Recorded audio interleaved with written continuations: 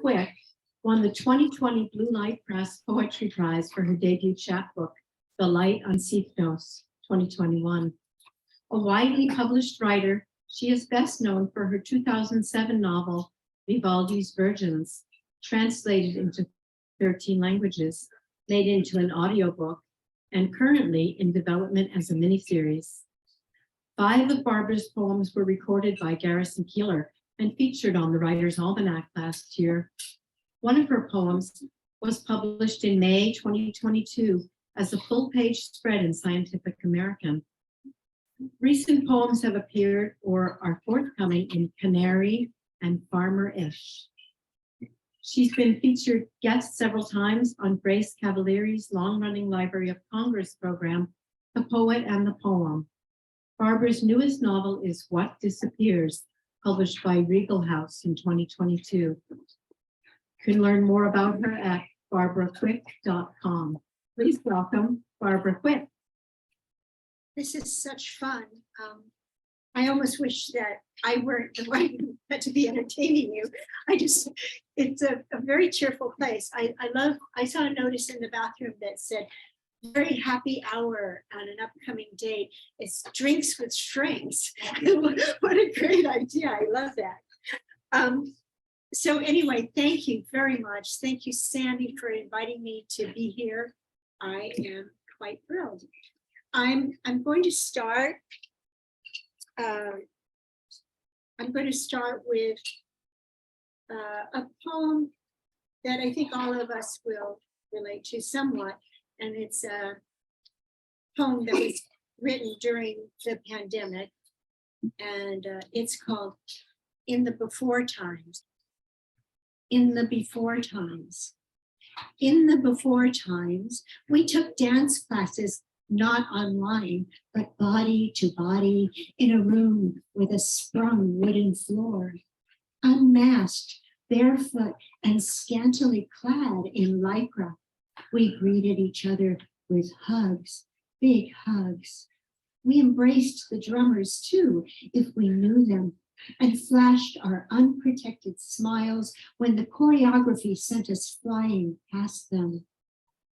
I know it's hard to understand now, but we didn't worry about rogue droplets of sweat or aerosolized breath that might worm their way in and consign us to horrible illness or death. We thought only of the wild joy of dancing.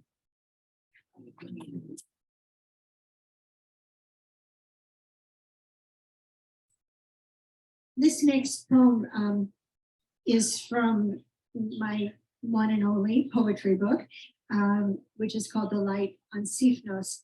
And it's a poem that Garrison Keillor read to great effect, and he's a hard act to follow. And that 10-year-old's poem is a hard act to follow. That was wonderful. There's a place on Sifnos called Vafi, and my wonderful husband, who's sitting over here, Wayne Roden, and I had a very magical 3 weeks on the island of Sifnos, which I think must be haunted, and it's a great place for any poet to visit, because I've got to say, I sometimes wrote three poems a day there. It was a place of great prolificity.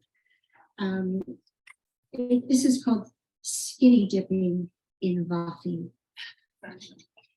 Above the azure inlet of the sea, the path was steep, carved out between the thistles, thorns, and windblown rock. He left her at the top to find a sheltered place. They wouldn't be seen descending to the shore.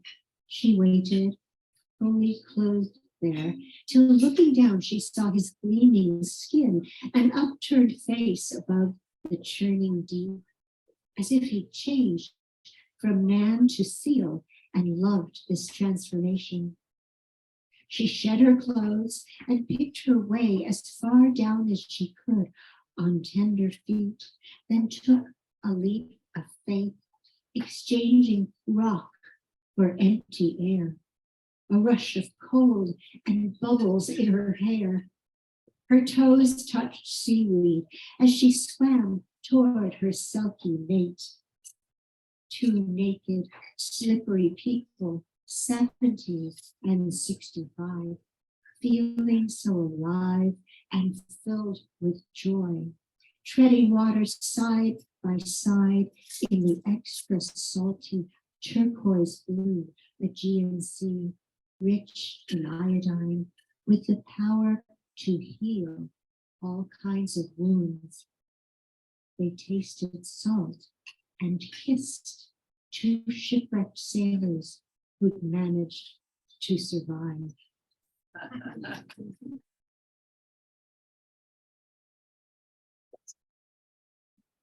And this is another poem from the Seafield book.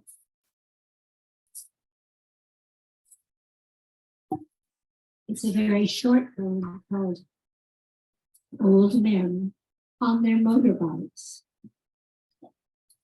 I love the old men on their motorbikes looking so happy, as if they've stolen years they thought were lost to them, cheated death in a last mad, joyful dash for freedom on a narrow, perilous, one-lane road.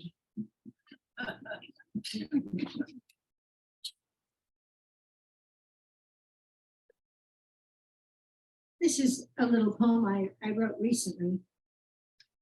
It's called Still Chugging Along. We are none of us ever truly grown-ups, but simply the aging, degrading ferry boats for our teenage selves in a panic about not being liked or approved of. Onward, we carry that hormone-plagued cargo into the roiling sea of the rest of our lives.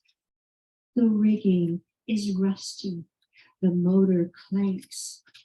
Hoping that no one will notice, we leave toxic clouds of exhaust in our wake and give thanks that we're still chugging along despite the squalls of uncertainty that seem to come out of nowhere, and bask in the reprieve when someone does or says something nice to us. And the clouds clear, and we belt out the clarion call of our horns to declare we're still here.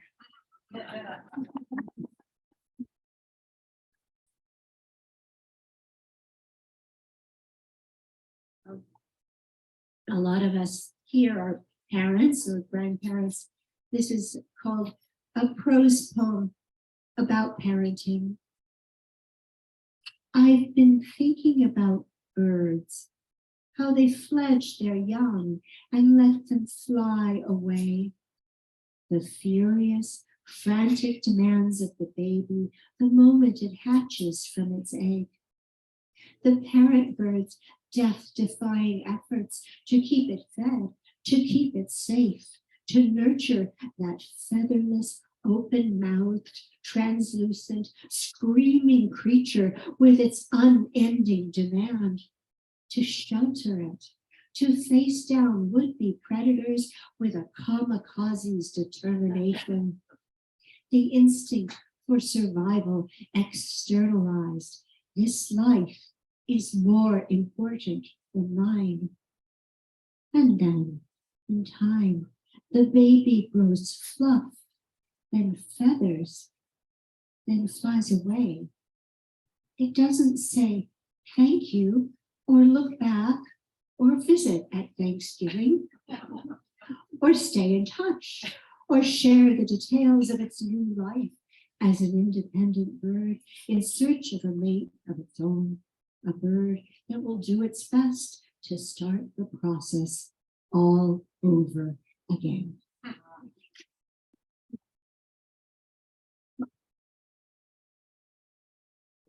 What a wonderful audience this is.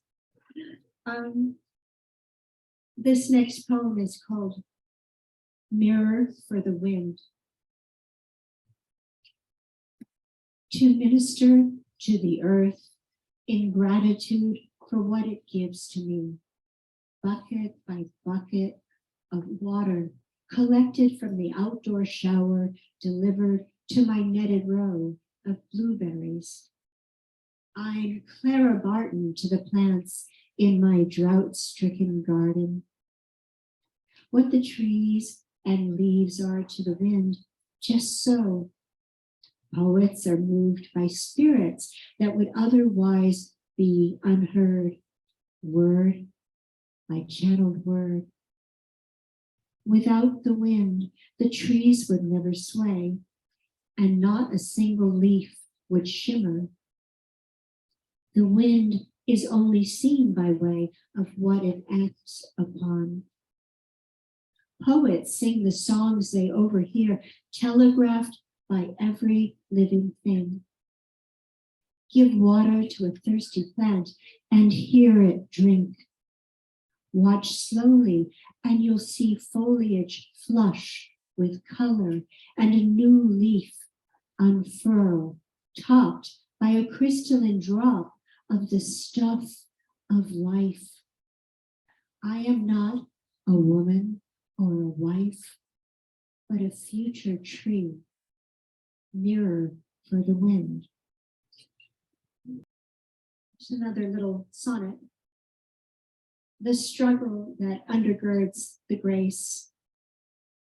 What a slow way to eat the butterfly is given by nature, sipping nectar one tiny blue flower at a time.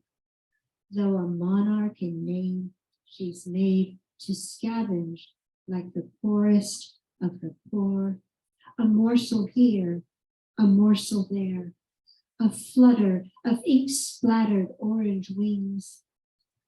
We don't want to see the struggle that undergirds the grace, the ballerina's sweat, or her ruined feet hidden by tights and toe shoes. She knows her career will be as brief as it was hard to achieve. Pollinated, the tiny blue flowers are sated. The butterfly flits away, hoping to live one more day.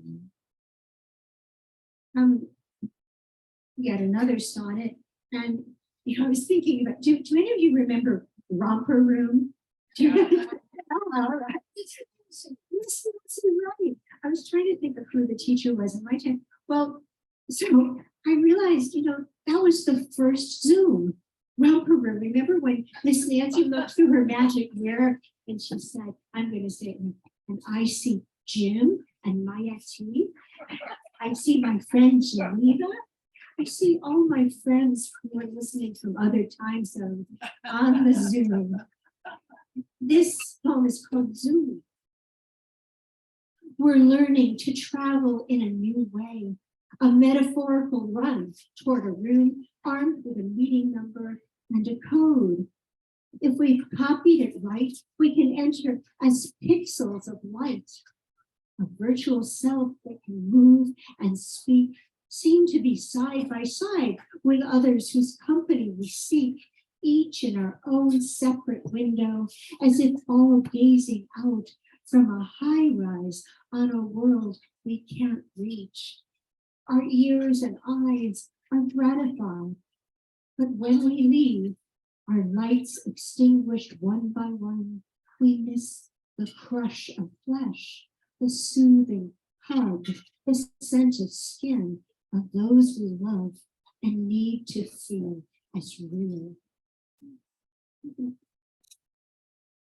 I'm going to read a really old poem, and this is the poem that came decades before my newest novel, What Disappears, but it's the same. It came from the same source material. That was my great grandmother, my Nana. This is called Crow's Feet. Great grandmother came to me in a dream, in her hands a needle and thread. Don't believe what they tell you about angels, my child, she whispered in Russian. Just then, I noticed her wings glossing black, against the lace curtains. Her feet were tiny and pale, cloud-like. She said, I am the voice of your mother and your mother's mother. I am the tongue grown heavy with silence. She planted one foot each upon my eyes. I slept, the smell of feathers in my nostrils, and today I see crow's feet at the corners of my eyes, a breath of the shtetl over the bed, and black feathers everywhere. This one is called Aural Lifelines, Aural, A-U-R-A-L. There is a locked room inside me where I keep all the love and all the hurts on dusty shelves in storage boxes, sagging with age. Their labels faded, their packing tape brittle and yellow. Like any chamber of the heart, the portal is one way, once in, never out that way again. But the balance of what's kept there is subject to change. I'm adding boxes filled with love these days, with validating words that harmonize with the oldest, best voices I've held close through the worst times. Aural lifelines. My deepest wounds will never go away, but even from the distance of 60 some odd years, the sobbing child, overwhelmed with hopelessness and fear, can hearken to the healing sounds, can sense the future's warming rays.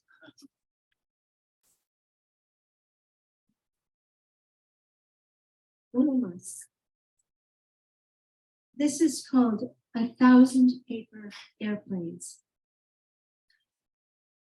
If I could fold 1,000 paper airplanes from the pages of poetry and prose stacked one-sided in the recycling box beneath my desk.